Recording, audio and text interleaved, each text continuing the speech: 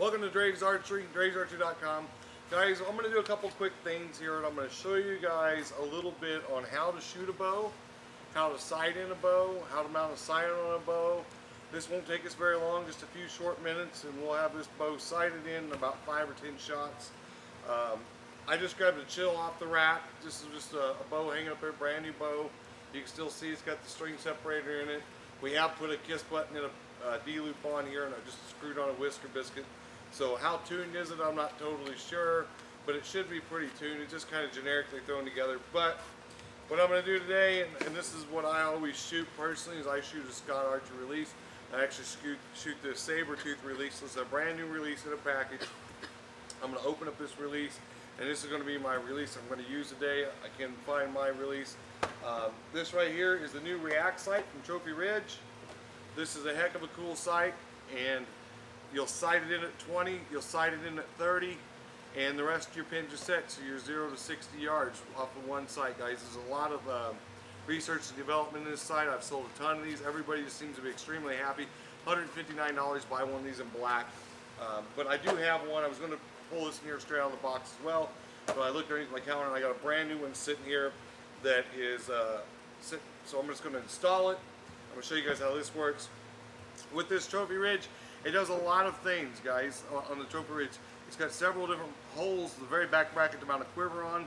One beauty to the Trophy Ridge sight is if you put it in the front bracket, that will put your screw brackets, or what you call your quiver mount brackets, back further, which will actually allow your quiver to come back a little further, a little nicer on the bow. I'm actually just going to run this guy in about the middle hole. It's not a big deal. I'm going to screw on this sight.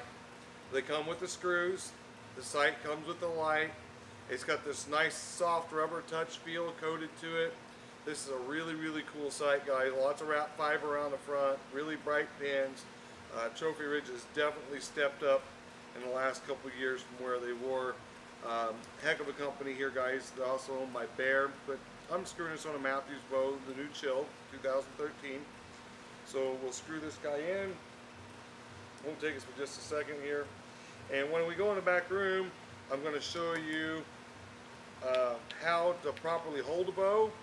I'm going to show you how to properly anchor a bow.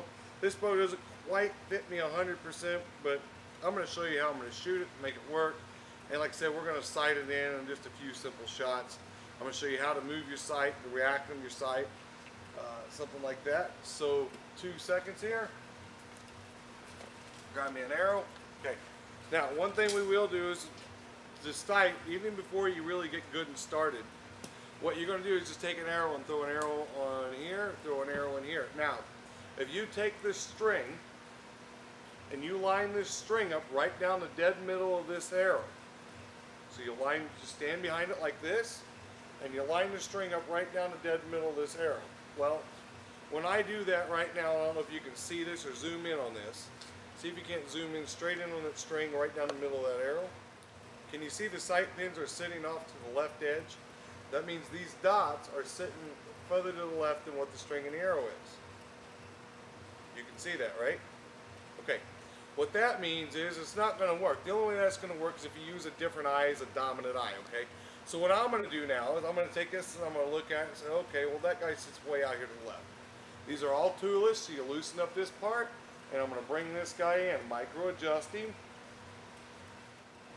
Okay, if you look straight down this string and you line the string right up in the middle of the arrow, you'll see that the sight pins pretty much run directly in line. Straight down the string, straight down the middle of the arrow, straight up and down is where your sight pins are going to lay. That's a really good spot to start off with, okay? And what I mean by starting off with is we're going to scope this bow in, and we're going to get it sighted in here at 20 and 30 yards in just a couple of simple shots. But instead of going outside and losing arrows because you're shooting 4 foot to the left, 4 foot to the right, whenever you get a sight, I don't care if it's a Trophy Ridge sight or a Vital X or whoever it may be, an AXT, it doesn't make any difference, guys. When you get them, they come in a package like this, for instance. They're sitting in there because they sit in the package the way it makes it easiest and the most shelf appeal to the package. You still got to do some main adjustment to your sight to get them started. Now, up and down, that won't be a big deal. We'll just raise and lower the up and down. But then I got a big wall in the back room, but that's what we're going to do. So I'm going to lay the bow down here. Scott Archer, guys, I'm telling you, they're phenomenal.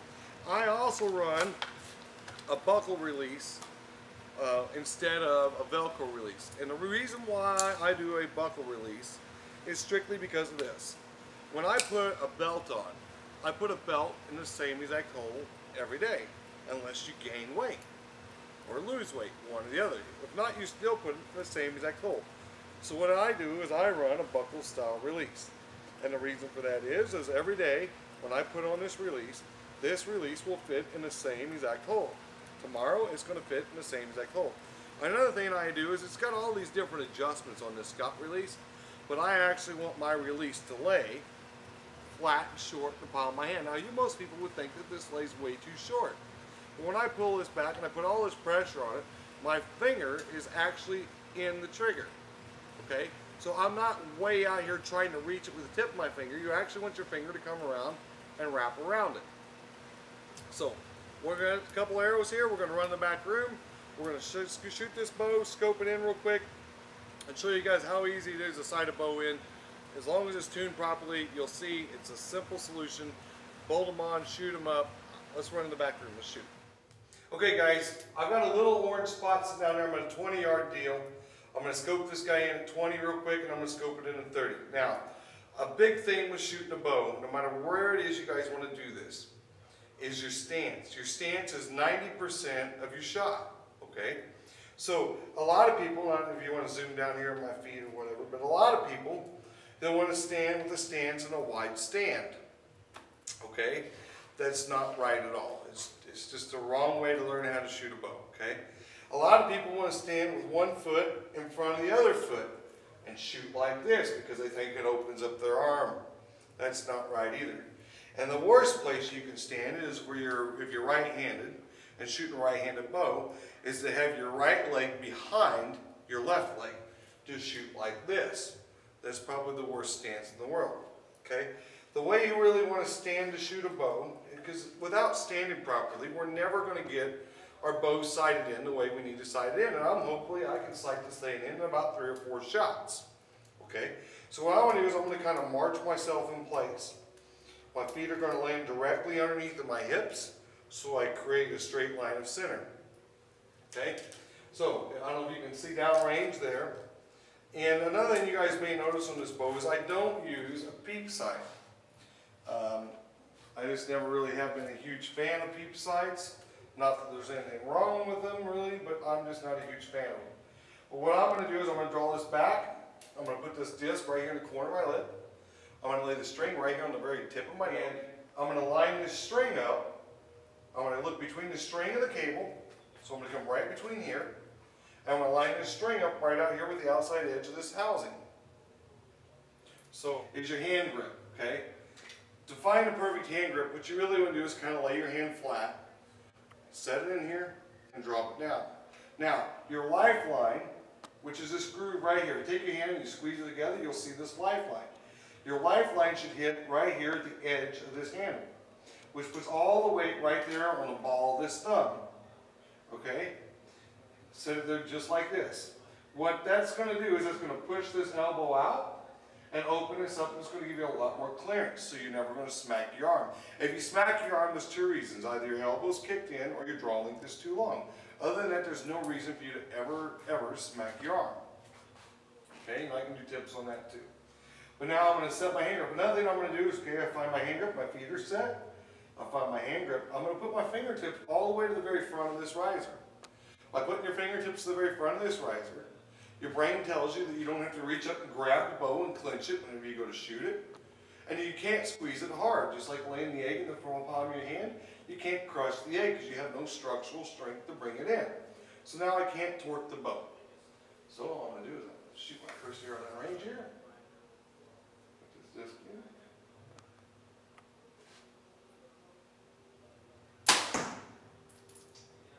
Can you see where that arrow went?